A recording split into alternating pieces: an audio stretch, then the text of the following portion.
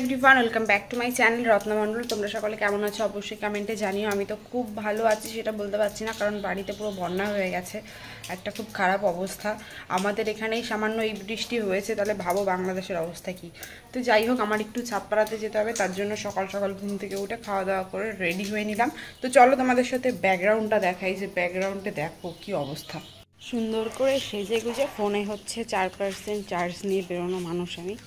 Phone একটুও charge নেই, সকালবেলা ফোনে চার্জ দিতেই ভুলে গেছি।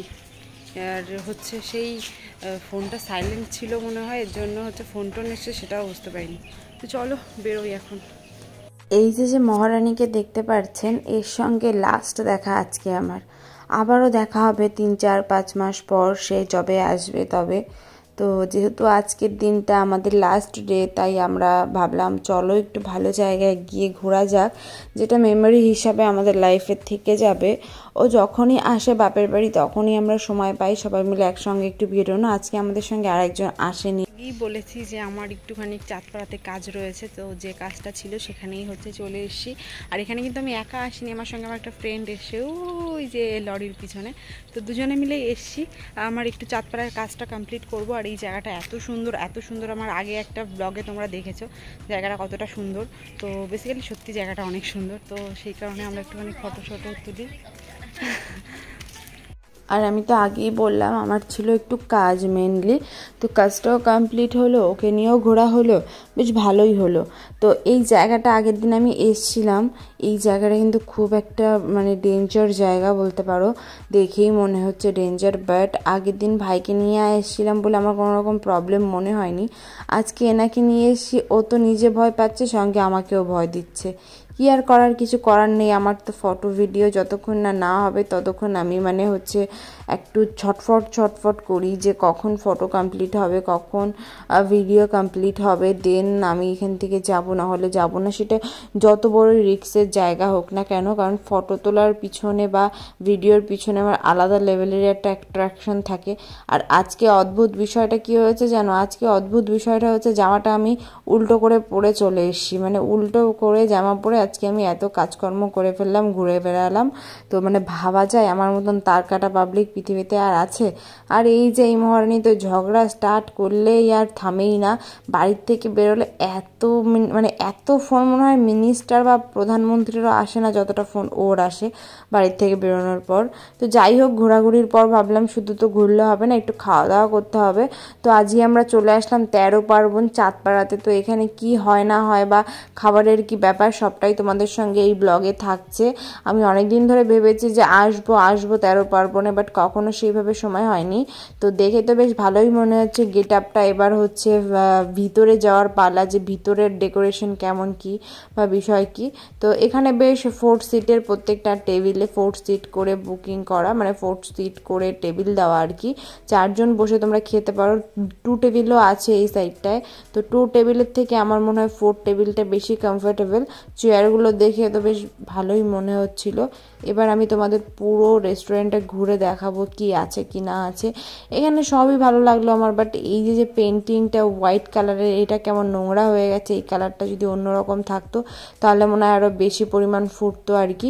আর এখানের মেনু কার্ডটা ভাই কি বলবো, একদম হচ্ছে সরু একটা মেনু কার্ড, এদিক খুলতে গেলে ওদিক বন্ধ হয়ে যায়, ওদিক খুলতে গেলে এদিক বন্ধ হয়ে যায়।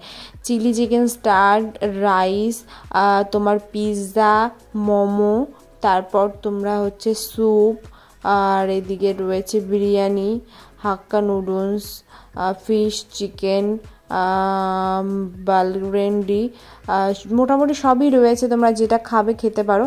আর এটা কিন্তু একদমই এই যে যশোর রোডের পাশে, ওই যে হইচই দেখা যাচ্ছে, হইচইয়ের বিপরীত যে রেস্টুরেন্টটা, ওই রেস্টুরেন্টে কিন্তু বিরিয়ানির হাঁড়ি দেখে মনে হচ্ছে বিরিয়ানিও পাওয়া যাবে।